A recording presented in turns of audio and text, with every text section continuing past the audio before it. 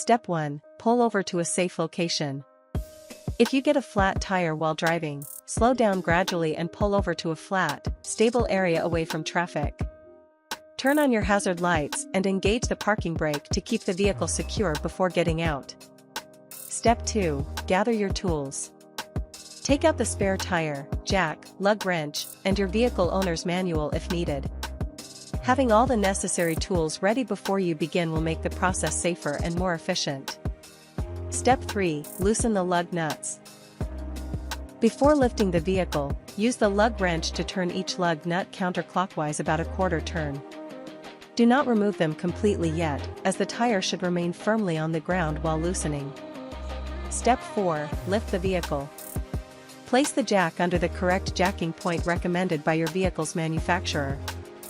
Raise the vehicle until the flat tire is several inches off the ground, ensuring the car remains stable throughout the process. Step 5. Remove the flat tire. Finish removing the loosened lug nuts and carefully pull the flat tire straight off the wheel hub. Place the lug nuts somewhere safe so they don't roll away or get lost.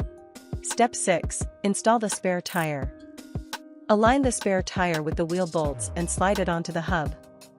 Hand tighten each lug nut in a star pattern to hold the tire securely in place before lowering the vehicle.